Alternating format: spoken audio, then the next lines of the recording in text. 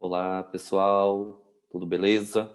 Então vamos aí iniciar mais uma aula da disciplina de Química Geral e hoje vamos falar especificamente sobre os ácidos. Então vamos nessa. Bom, primeiro eu trago aqui alguns conceitos. Funções da química inorgânica. O que é uma função química, professor? Função química, gente, constitui um grupo de substâncias que apresentam características químicas semelhantes, tá? E o que é química inorgânica? É a parte da química que estuda compostos que não formam cadeias carbônicas. Em síntese, nós podemos dizer o seguinte: química inorgânica estuda aquelas substâncias que não apresentam em sua constituição o elemento carbono. Evidentemente que existem algumas exceções, enquanto que a química inorgânica, a química orgânica é aquela química que estuda os compostos que apresentam em sua constituição o elemento carbono em forma de cadeias. Devido à grande quantidade de substâncias inorgânicas existentes no planeta, elas foram divididas em funções, em 4 funções básicas, tá? Em 4 funções. Quais são essas funções? Ácidos, do qual nós vamos estudar na aula de hoje, bases, sais e óxidos. Então, nós temos essas 4 funções da química inorgânica. Vamos falar especificamente sobre a função ácido, tá? Então, vamos nessa. Os ácidos, intuitivamente, nós já conhecemos do nosso dia a dia, eles estão presentes no nosso cotidiano, seja através dos sabores que conhecemos nas frutas, geralmente são caracterizados por ácidos, tá? Que depois lá se convertem em ésteres, e também através de diversas outras substâncias, como na indústria, e a gente cita diversos produtos industrializados, na bateria do automóvel, em produtos de limpezas. Então, o ácido ou os ácidos fazem parte do nosso cotidiano. Embora nós temos aqui numa imagem uma criança provando uma laranja, né, ou um limão aqui, que apresenta acidez, não se deva sair por aí provando as coisas sem ter um conhecimento, tá? Principalmente dos ácidos inorgânicos, que são os quais nós vamos abordar nessa aula de hoje, tá? Então, existe também os ácidos orgânicos, mas como a gente está estudando a química inorgânica, vamos falar especificamente dos ácidos inorgânicos, tá? Bom, os ácidos são definidos através de uma teoria, tá? De um sueco chamado Arrhenius. Ele fez essa definição em 1884, quando diz que ácidos são aquelas substâncias que sofrem ionização, ou seja, ao entrar em contato com a água, os átomos que constituem a molécula daquele ácido vai se transformar em íons, evidentemente em ânions e cátions, conforme nós já vimos em outras aulas anteriores, e vai liberar aqui o cátion H+, vai liberar o íon H+. Então, todas as substâncias que na presença da água libera esse H+, são chamadas de ácidos. Aqui nós temos uma equação, tá, que mostra justamente isso aí. Então, a ionização, o ácido, aqui eu tenho um ácido, o ácido clorídrico, entrou em contato com a água e aí me produziu essa substância aqui que é chamada hidrônio, mais o Cl-. Observe que aqui eu tenho o H+, e eu tenho Cl-, portanto, eu tenho aqui íons. Mas aí vocês me perguntam, ué, professor, mas ácido não é tudo aquilo que libera H+? Sim. Vamos ver nessa mesma equação aqui se quando a gente retira a água. Então, quando eu faço essa ionização, ou seja, quando estes elementos aqui, no caso o hidrogênio e o cloro, se ionizam, eles aparecem aqui com essa carga, H+, e Cl-. Tá? Portanto, eu tenho aqui a liberação de H+. Na verdade, a Arrhenius colocou isso aqui, didaticamente ainda é utilizado, mas na prática nós poderíamos dizer que ácidos são substâncias que na presença da água liberam esse hidrônio aqui, H3O com carga positiva. Também poderia ser uma definição aceita aí, mais moderna, incluindo essa água aqui na formulação. Aí eu tenho aqui novamente, né, um ácido nítrico, HNO3, liberou de novo esse hidrônio, ou aqui na forma mais simplificada de arrênios, vocês observam aí que é liberado o H+. Bom, algumas características dos ácidos. A primeira é essa. Embora, eu repito, não se deva sair por aí provando os ácidos inorgânicos. A exemplo desse nítrico que eu citei, do clorídrico, tá? Mas uma característica dos ácidos é terem esse sabor azedo, sabor característico azedo, tá? Outra característica é que os ácidos conduzem a eletricidade na presença da água, ou seja, em solução aquosa. Como é que isso acontece, professor? Então, nós acabamos de falar que na presença da água, esse HCl aqui, por exemplo, ele vai ficar H+, ou H3O+, Cl-. Então, eu tenho íons, e são estes íons que permitem aí que ocorra a corrente elétrica e que essa corrente elétrica, consequentemente, aí, seja transferida e não interrompida. Se eu colocar uma solução de sacarose do açúcar, por exemplo, não vai acontecer isso aí, porque essa substância não vai sofrer esse mesmo processo de ionização. Daí, e é por isso que se eu colocar aqui o ácido clorídrico puro, tá? Nesse recipiente, a lâmpada não vai acender. Se eu colocar água pura, não vai acender. Mas se eu colocar água e o ácido clorídrico, a lâmpada vai acender. Da mesma forma, se eu colocasse aí um outro ácido, inclusive os ácidos orgânicos. Essa experiência pode ser feita tranquilamente, colocando aí o suco de limão, por exemplo. Porém, tem que ter cuidado, né? Mexer com a eletricidade aí pode ter choque. Nesse caso aqui foram usadas pilhas, portanto, aí mais tranquilo. Mas se for usar uma rede de eletricidade, tem que ter os devidos cuidados. Outra característica é que os ácidos eles são corrosivos. Eles podem provocar queimaduras na pele, tá? Eles podem dissolver diferentes tipos de materiais, plásticos, vidros e diversas outras substâncias. E eles podem provocar essa corrosão, tá? Essa queimadura nas plantas, por exemplo, quando nós temos a chuva ácida. Então, a chuva ácida é um fenômeno que acontece predominantemente em regiões que têm um maior índice de poluição. E o que acontece? Em função dessa poluição, dentre os poluentes, nós temos aí aqueles derivados do enxofre, como, por exemplo, o trióxido de enxofre, tá? Que vai subir junto com o vapor de água e, juntando com esse vapor de água, pode formar essa substância aqui, que é o ácido sulfúrico. E o ácido sulfúrico é um ácido que tem um alto poder de corrosão e ele pode cair junto com a água, trazendo aí alguns danos para as plantas, acidificando o solo, por exemplo. Tá? Além disso, pode também entrar em contato aí com o mármore, que fazem parte aí das construções, que tem carbonato de cálcio, e também provocar essa reação e, consequentemente, trazer o que é chamado na engenharia civil de patologia. Tá? Portanto, a chuva ácida pode trazer esses problemas aí para a humanidade. Onde é que ela ocorre? Predominantemente naquelas regiões que têm maior industrialização, maior fluxo de veículos, maior fontes liberadoras aí de poluentes. Os ácidos também reagem com bases, então o próximo assunto que a gente vai estudar vai ser base. E base vai ter como característica apresentar esse OH aqui no final da fórmula, que é a hidroxila, tá? Uma das características aqui, falando especificamente da fórmula. Não sei se vocês observaram, pessoal, mas os ácidos geralmente têm aqui o hidrogênio no início da fórmula, com exceção da água, as substâncias, tá? Da água e do próprio hidrônio, da água oxigenada. A maior parte das substâncias que começam com hidrogênio são, portanto, ácidos, tá? E que não apresenta carbono. Lógico que tem algumas exceções. Uma das exceções, por exemplo, é o próprio ácido carbônico. Bom, o que eu quero dizer aqui? Que toda vez que um ácido entrar em contato com uma base, vai formar isso, ó, vai formar sal e água, tá? Então, nós vamos ter aqui essa reação que é chamada reação de neutralização.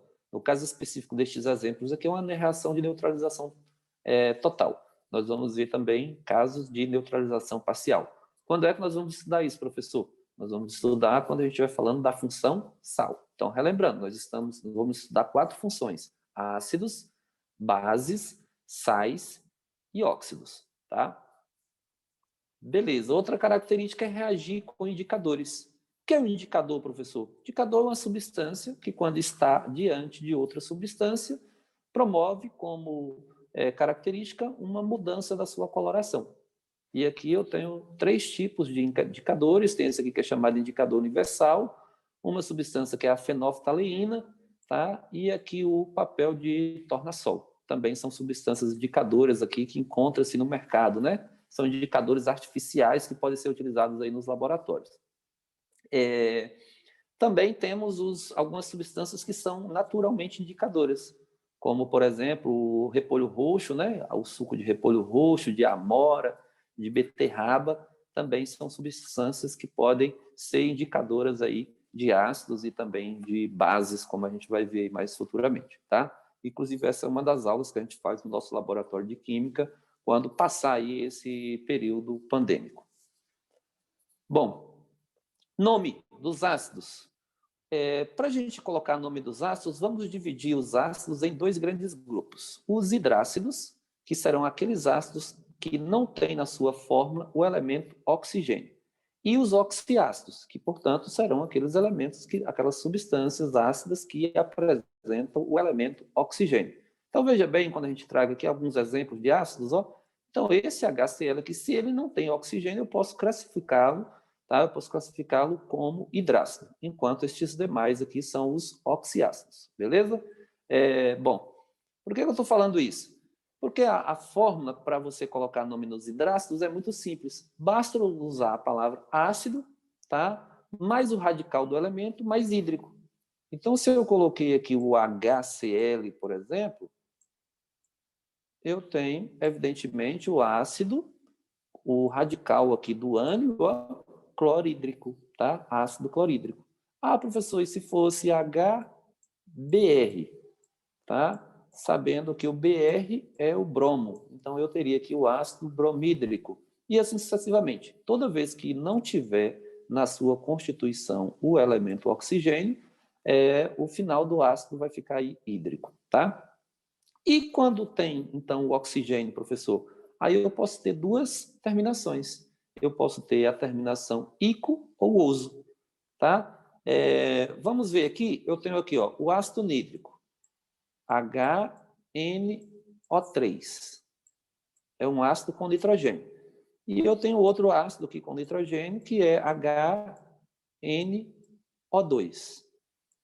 Então, veja bem, os 2 aqui são oxiácidos, então não pode terminar em hídrico.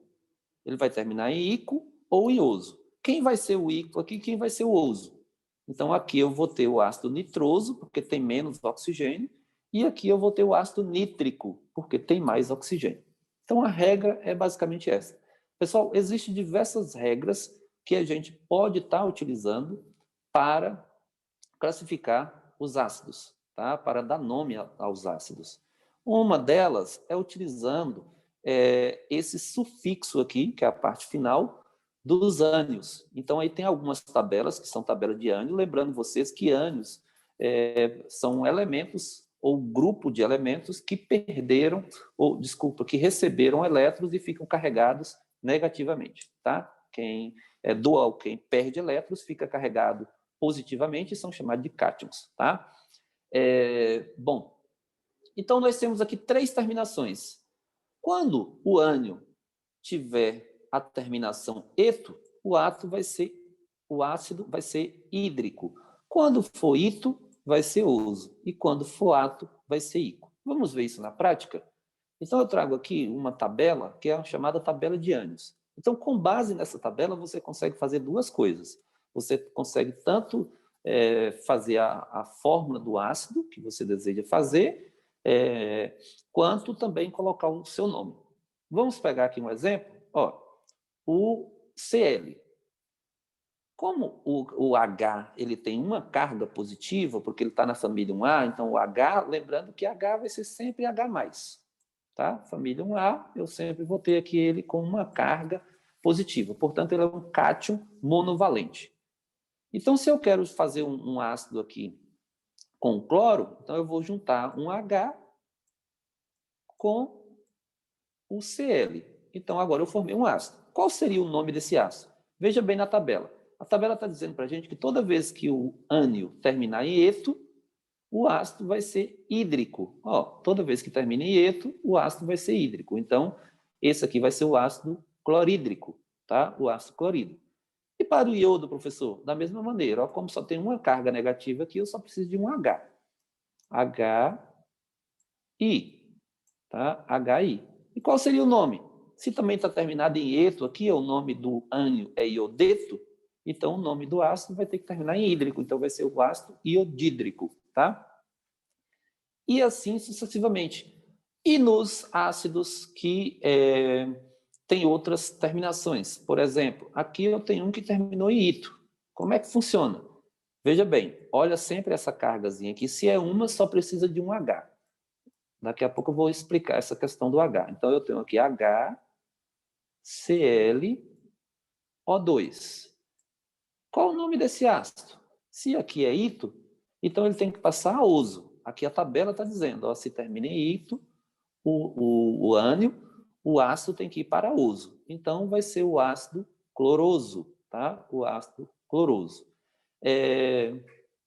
E no caso aqui, professor, que nós temos aqui o nós temos aqui BrO3. Então, de novo,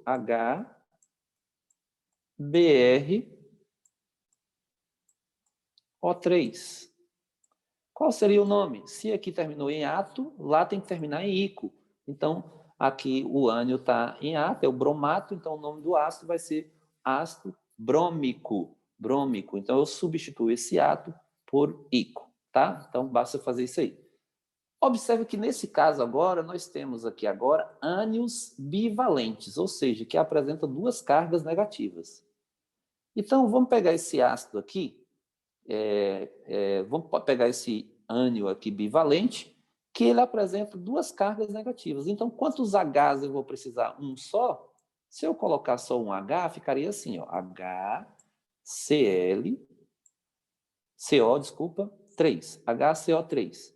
Mas aí está faltando alguma coisa, porque aqui está dizendo que são duas cargas negativas. E cada H tem uma carga positiva. Então, um H vai ser suficiente para neutralizar? Não. Então, eu tenho que ter aqui dois Hs. E agora sim, HCO3. Qual seria o nome desse ácido, pessoal? Se termina em ato, eu substituo o ato por ico.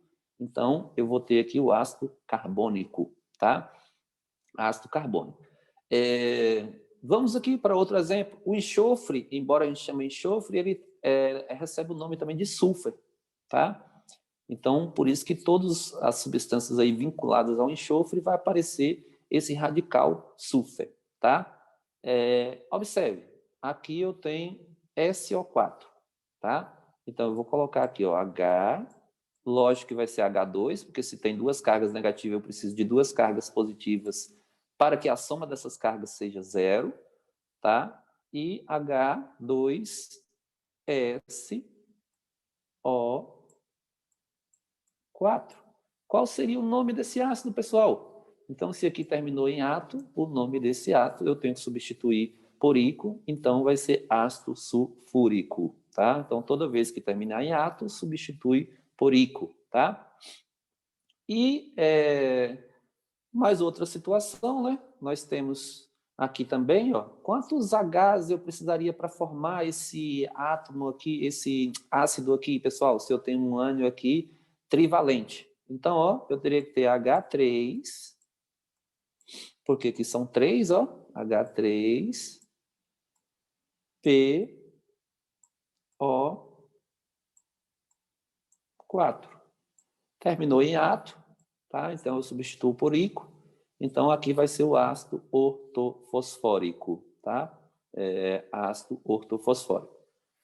Beleza? Então depois vocês aí em forma de exercício completa aí esses outros, né? Para aprender, faça isso aí e coloca o nome que eu tenho certeza que vocês irão praticar bastante, tá? A tabela segue aqui.